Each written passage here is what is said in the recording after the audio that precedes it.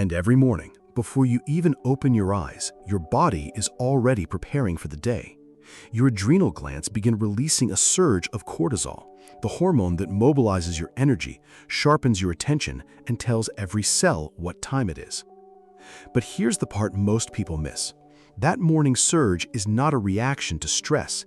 It is a carefully timed biological prediction. And the very first input you give your body after waking can either strengthen that surge for the entire day or quietly flatten it. And that's why in the next 20 minutes, you're going to understand exactly what your cortisol curve needs in the first hour after waking, why most modern morning routines quietly undermine it, and what one change, tested in studies, not invented by influencers, can shift your energy before tomorrow's alarm. The question guiding this video is simple.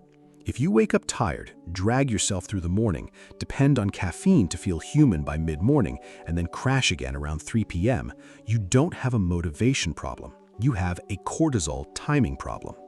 And the timing can be reset in most adults with one reliable morning signal.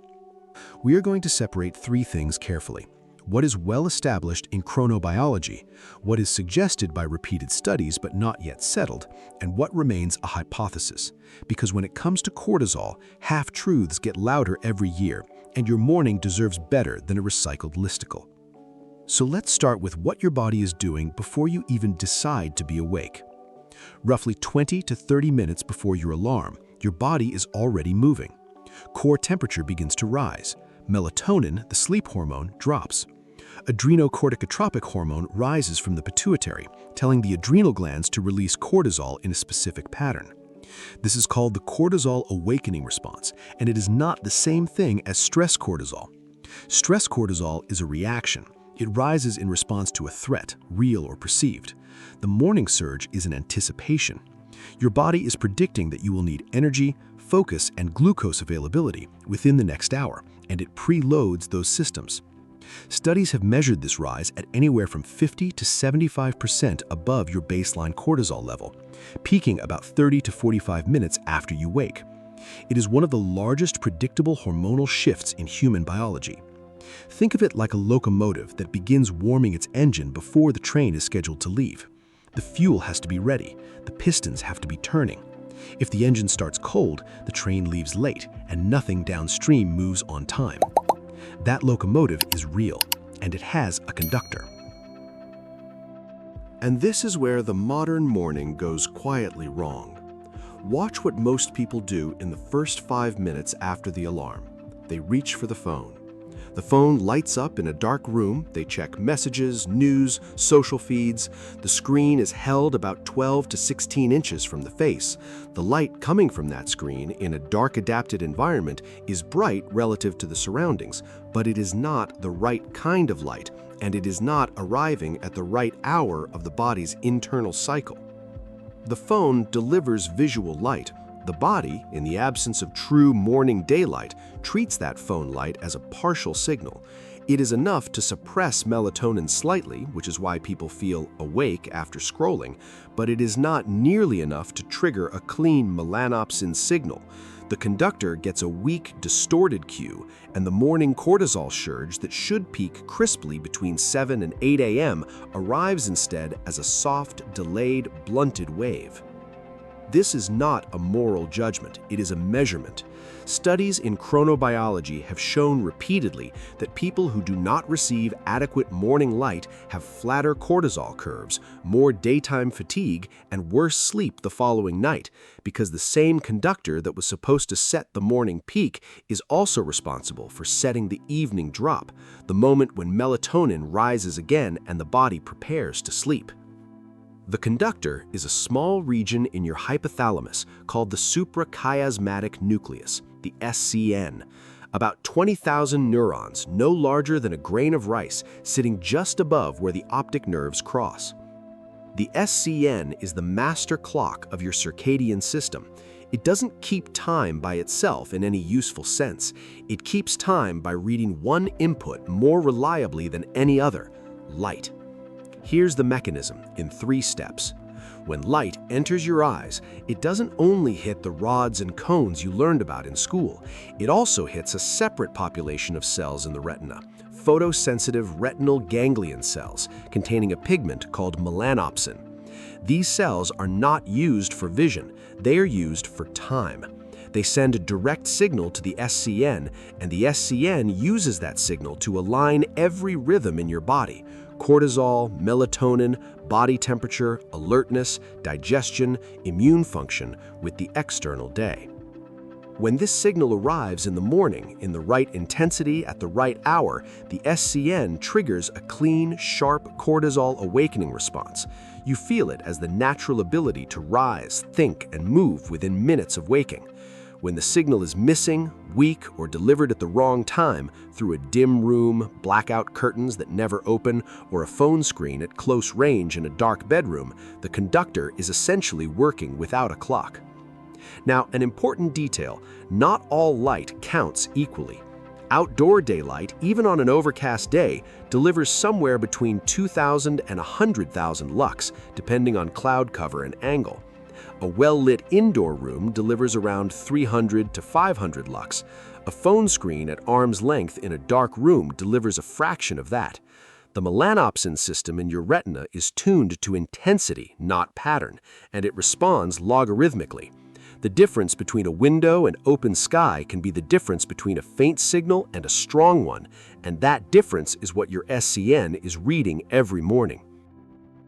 So, before we go further, here is a partial answer, because you have already earned one.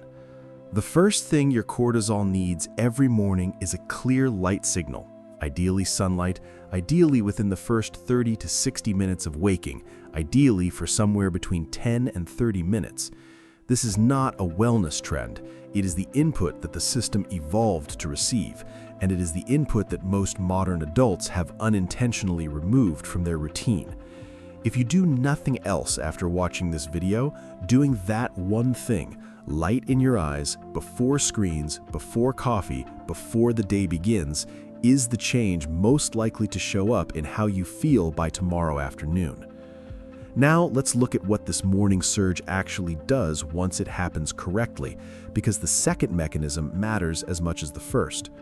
Cortisol in this morning window is doing 3 jobs at once: mobilizing glucose from your liver so your muscles and brain have fuel, modulating neurotransmitter systems so attention and mood rise with the body, and sending permissive signals to other systems, digestion, immune function, even gut motility, that need to be timed to the day ahead. When the surge is sharp, those systems come online in the right order. You eat, you digest, you think, you move, you respond. The gut, which has its own semi-independent clocks distributed along its length, uses the cortisol signal as a permission slip. Motility increases in the expected morning window. The mucosal lining, which is renewed and repaired overnight, stabilizes in preparation for the day's digestive load. Even the composition and behavior of the gut microbiota shift in rhythm with the host's cortisol curve, a synchronization that, when disrupted, is associated in studies with digestive discomfort, irregularity, and inflammatory patterns that don't match the meal schedule. When the surge is flat, when the body has been receiving weak or mistimed light signals for weeks or months, the downstream effects shift. Glucose mobilization is sluggish, so you crave quick energy. Neurotransmitter timing is off, so mood drifts and wobbles. The gut falls out of its expected rhythm, and the immune system, which is supposed to moderate itself across the day, can stay mildly elevated or mildly suppressed in ways that don't match the moment. This is what people often describe as feeling wired but tired, alert enough to function but not properly fueled. Not a cortisol deficiency in the medical sense, a cortisol timing problem expressed across multiple systems that are listening to the same conductor. And here's a detail that will change how you think about your morning coffee. Caffeine, consumed within the first hour of waking, interacts directly with this window.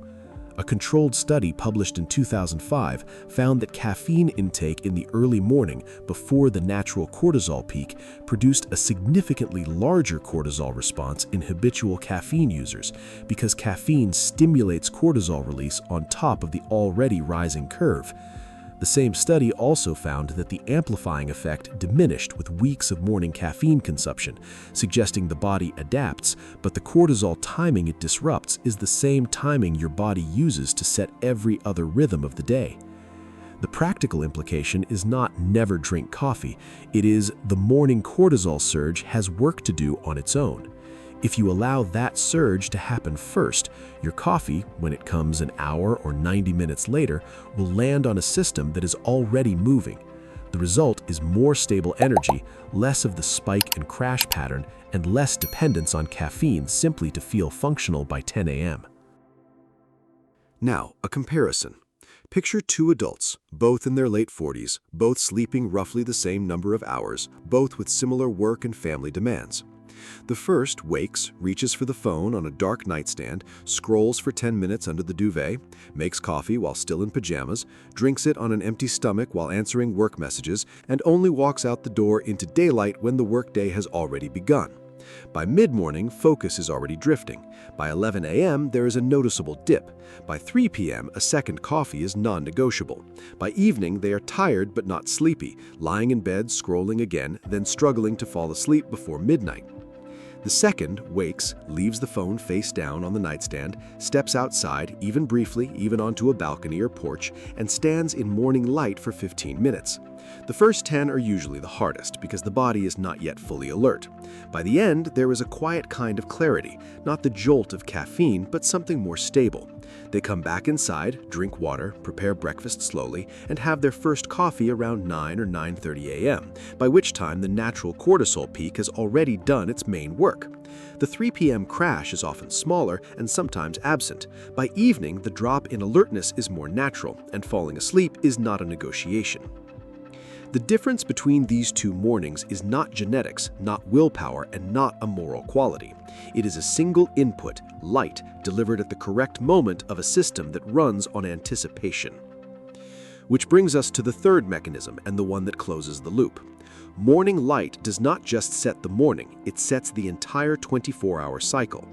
The suprachiasmatic nucleus, having received its morning signal, begins a countdown to the evening drop in cortisol, the rise in melatonin, the drop in core temperature, and the eventual entry into sleep. That countdown is roughly 16 hours long in most adults. If it begins at 7 a.m. with a clean signal, the body's expectation of sleep lands reasonably close to a 10 or 11 p.m. window.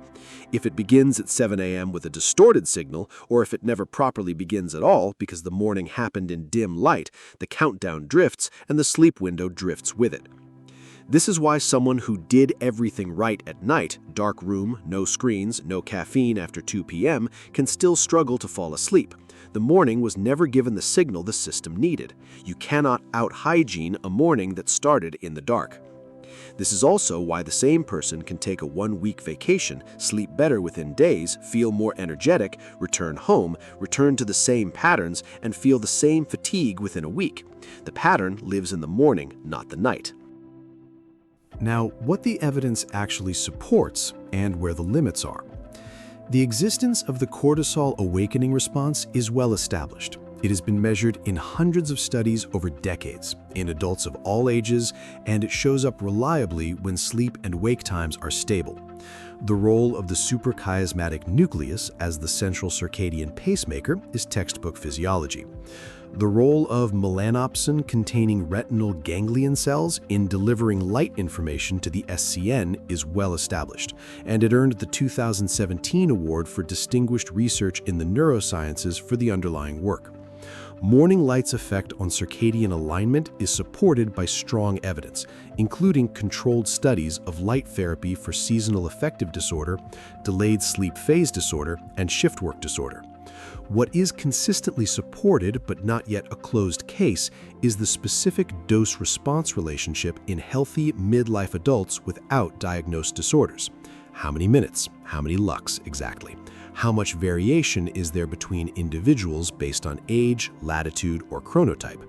Most practical recommendations, 10 to 30 minutes of outdoor light, ideally within the first hour of waking, are reasonable, biologically plausible, and consistent with the evidence, but they are not precise prescriptions down to the minute. What is biologically plausible but not yet directly measured in long-term controlled studies is the cumulative effect of a flattened cortisol awakening response on energy, mood, gut function, and metabolic markers over years. Associations exist. Causal chains are plausible, but the controlled longitudinal evidence in healthy adults is still limited. What is genuinely preliminary is the idea that a single morning light exposure can, on its own, fix energy problems, sleep problems, or stress responses in someone with a complex clinical picture. It can support those systems. It is not a treatment for underlying disorders. Anyone with persistent fatigue, sleep disruption, mood changes, or hormonal symptoms deserves a clinical evaluation, not a morning ritual. And one more important caveat. If you have cataracts, certain retinal conditions, or take medications that affect photosensitivity, the light input may not reach the SCN the same way. If that is your situation, talk to your clinician about adapted protocols, bright light therapy boxes, for example, or specific timing adjustments before making this a daily practice. Now, the protocol in its simplest form. Step 1. Within 30 to 60 minutes of waking, get bright outdoor light into your eyes, not through a closed window, which filters a significant portion of the relevant wavelengths and drops the lux by an order of magnitude, through open air, or at least through an open window if the climate demands it. Glasses and contact lenses reduce the signal, so if you can be outside without them for at least part of the window, the input is stronger. You do not need to stare at the sun. You do not need to look directly into a bright sky. Ambient outdoor light while you walk, drink water on a porch, or stand in a garden is enough. Step 2. Allow 10 to 30 minutes. The lower end, 10 minutes, is supported for most people on most days on most latitudes. The upper end, 30 minutes, is more forgiving on overcast days in higher latitudes during winter, or if your morning light exposure is being filtered by trees, awnings, or deep urban canyons. Step 3. Delay coffee for at least 60 to 90 minutes after waking. This is not because coffee is harmful. It is because the cortisol awakening response has work to do, and caffeine on top of that work creates a steeper spike and a more pronounced drop later in the morning. Step 4. Keep the phone out of the first 10 minutes. This is the hardest part for most people. The phone is not the enemy. The phone in a dark room in the first minutes of consciousness is sending a signal that is competing with the signal your body is trying to receive. A face-down phone, in another room if you can manage it, removes the competition entirely. The minimum version of this protocol, on a day when you have almost no time, is 2 minutes of outdoor light and a delayed coffee. The full version is 20 to 30 minutes of outdoor light, a slower morning, and your first coffee around mid-morning. This protocol is not suitable as a substitute for medical care. If you are on medication for sleep, mood, hormonal, or thyroid conditions, do not adjust your morning inputs without discussing them with your clinician. The light signal is a real physiological input, and it can interact with treatment. The payoff when this becomes a habit is not a sudden transformation. It's a quieter, more consistent day. Mornings that take less effort, less of the 3 p.m. crash, a clearer sense of being tired at night rather than exhausted all day, and a sleep window that, over a few weeks, becomes easier to enter and to maintain. Let me bring you back to where we started. I opened with the image of the morning, the body preparing before you are conscious, the adrenal glands already beginning their surge. The question was, what does that surge need in the first hour to do its job well? The answer, in the simplest possible form, is light. Real light, at the right hour, in the right intensity, before the screen and before the coffee. Your body is not a machine that needs to be forced awake. It is a system that has been waiting every night for a signal it evolved to receive. For most of human history, that signal was unavoidable. You opened your eyes and the day was already there. The modern morning has made the signal optional, and most of us have, without realizing it, opted out. The action I would invite you to take is small. Tomorrow morning, before you check your phone, before you brew the coffee, step outside for 10 minutes. Let the light reach your eyes. That is the first thing your cortisol needs, and it is the closest thing to a free, evidence-supported reset button that the body offers. Thank you for staying curious about the small mechanics that shape how the day feels.